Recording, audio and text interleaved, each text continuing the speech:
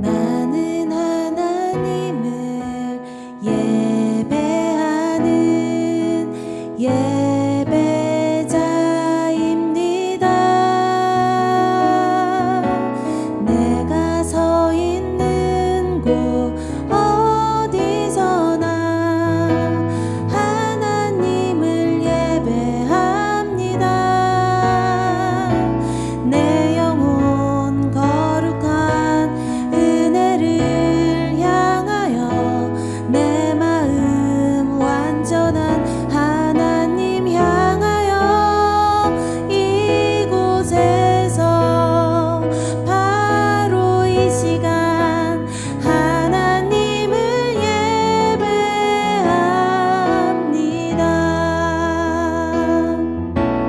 나는 하나님을 예배하는 예배자입니다. 내가 서 있는 곳 어디서나 하나님을 예배합니다. 내 영혼 거룩한 은혜를 향하여 내 마음 완전한 하나님 향하여 이곳에서 바로 이 시간 하나님을 예배합니다.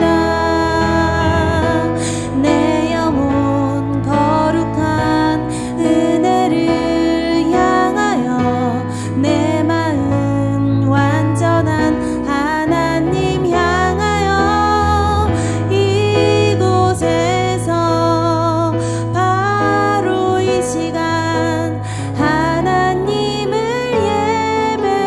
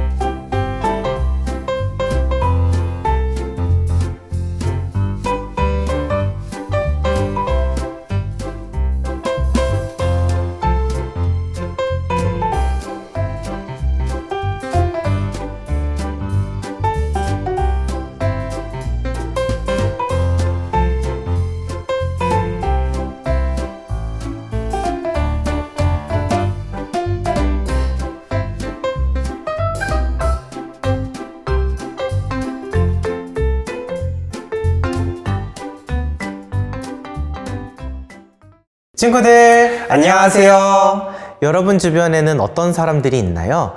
내가 좋아하는 사람, 친구가 되고 싶은 사람이 있는가 하면 어떤 사람은 가까이 하고 싶지도 않은 사람이 있어요. 하지만 이 사실을 기억해야 해요. 나를 불편하게 하거나 힘들게 하는 사람도 모두 하나님의 자녀라는 사실을 말이에요. 우리 친구들처럼 말이죠. 우리는 모두 하나님 아버지의 자녀이기 때문에 하나님 안에서 우리는 모두 형제 자매예요. 오늘 성경 이야기는 예수님이 들려주시는 비유 이야기예요. 예수님이 계신 곳에는 많고 다양한 사람들이 모여들었어요. 바리새파 사람들이나 율법학자들처럼 다른 사람의 존경을 받는 사람도 있었지만 세리와 죄인들처럼 모두에게 미움받는 사람도 있었어요. 바리새파 사람들과 율법학자들은 그들과 같이 있는 것을 불편해했어요. 그러자 예수님은 모여있는 사람들에게 그들을 향한 하나님의 마음을 비유로 알려주셨어요. 오늘 말씀은 누가복음 15장 24절 말씀이에요. 나의 이 아들은 죽었다가 다시 살아났고 잃었다가 다시 찾았다. 그러자 그들은 즐기기 시작했다. 아멘. 하나님은 이 세상 모든 사람들이 언제라도 하나님께 돌아오길 기다리고 계세요.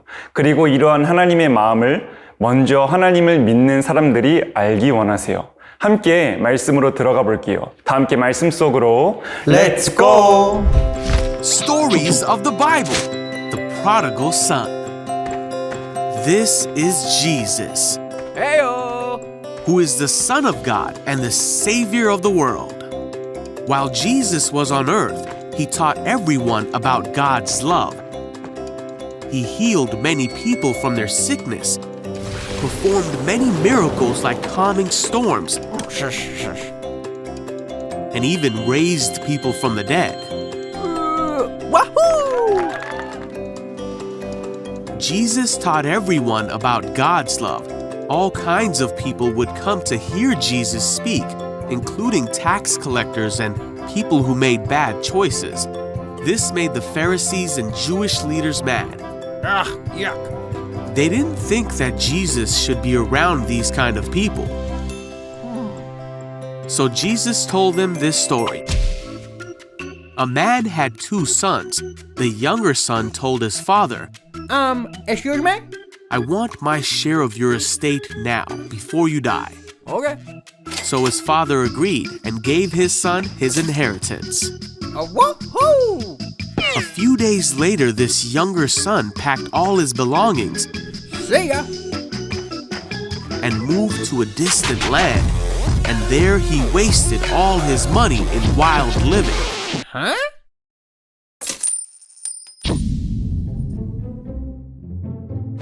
About the time his money ran out, a great famine swept over the land, Aw, man. and he began to starve. Hey, you! He convinced a local farmer to hire him, Thank you. and the man sent him into his fields to feed the pigs. The young man became so hungry that even the food he was feeding the pigs looked good to him. But no one gave him anything.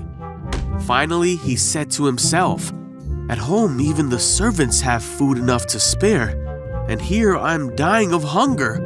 I know. I will go home to my father and apologize and ask him to take me on as a servant." So he returned home to his father. And while he was still a long way off, his father saw him coming. Filled with love and compassion, he ran to his son. Son! His son said to him, "Father, I have sinned against both heaven and you, and I am no longer worthy of being called your son." But his father said to the servants, "Quick, bring the finest robe in the house and put it on him. Get a ring for his finger and sandals for his feet, and kill the calf we have been fattening. We must celebrate with a feast, for this son of mine was dead and now has returned to life. He was lost, but now he is found." So the party began. All right, yeah! Meanwhile, the older son was in the fields working. When he returned home, he heard music and dancing in the house, Huh? Hey, you! and he asked one of the servants what was going on. "Your brother is back," he was told, "and your father has killed the fattened calf. We are celebrating because of his safe return." Woohoo! All right, party time! All right, yahoo! The older brother was angry and wouldn't go in. His father came out and begged him, Oh, man! but he replied, "All these years I've slaved for you and never once refused to do a single thing you told me to. And in all that time you never gave me even one young goat for a feast with my friends. Yet when this son of yours comes back after wasting your money, you celebrate by giving him a great feast." His father said to him, "Look, dear son, you have always stayed by me, and everything I have is yours. We had to celebrate this happy day.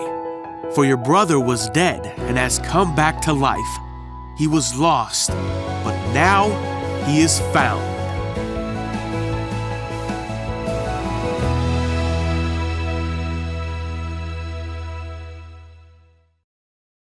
오늘 예수님의 비유 이야기에는 두 아들이 등장해요.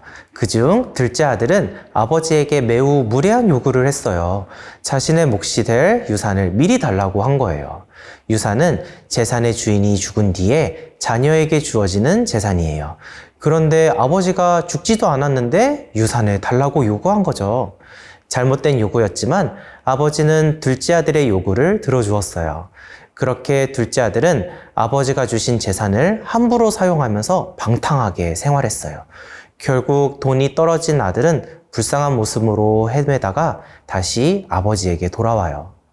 아버지의 마음을 아프게 한 아들이었지만 아버지는 아들이 살아서 돌아온 것만으로도 너무나 기뻐했어요. 그리고 더러워진 아들에게 입맞추고 아들을 안아주었죠. 이 아버지의 마음이 바로 하나님의 마음이에요. 우리가 어떤 모습이든 하나님께 돌아가기만 하면 하나님은 그저 우리를 기쁘게 맞아주세요. 그만큼 하나님은 여러분을 사랑하세요. 하나님은 우리를 너무나도 사랑하시는 우리의 아빠, 아버지세요. 하지만 이미 아버지 곁에서 아버지를 섬겼던 첫째 아들은 둘째 아들을 위해 잔치를 연 아버지에게 화를 냈어요.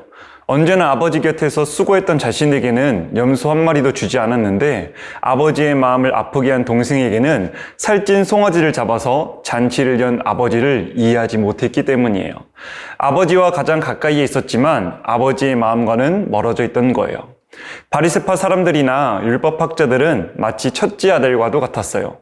하나님의 말씀을 잘 지키고 하나님의 말씀을 가르쳐준 사람들이었지만 정작 하나님의 마음은 잘 알지 못했어요. 그리고 둘째 아들과 같은 죄인들이 하나님 안에서 자신의 형제라는 것도 알지 못했어요. 여러분은 하나님의 마음을 이해할 수 있나요? 하나님은 세상 모든 사람들이 하나님께 돌아오기를 바라세요. 그리고 우리들처럼 먼저 하나님을 믿는 사람들이 하나님의 마음을 알아서 형제, 자매와도 같은 주변 사람들과 서로 사랑하기 원하세요. 우리 함께 기도하겠습니다. 하나님, 우리를 향한 하나님의 마음이 어떠한지 예수님의 비유를 통해 알려주셔서 감사합니다. 하나님의 마음을 아프기만 하는 우리를 기다리시고 또 받아주셔서 감사합니다. 아직 예수님을 믿지 못해서 하나님께 돌아오지 못한 사람들이 예수님을 믿고 돌아오게 해주세요. 그리고 그 사람들이 돌아올 때 함께 기뻐할 수 있도록 하나님의 마음을 우리에게 주세요. 예수님 이름으로 기도합니다. 아멘.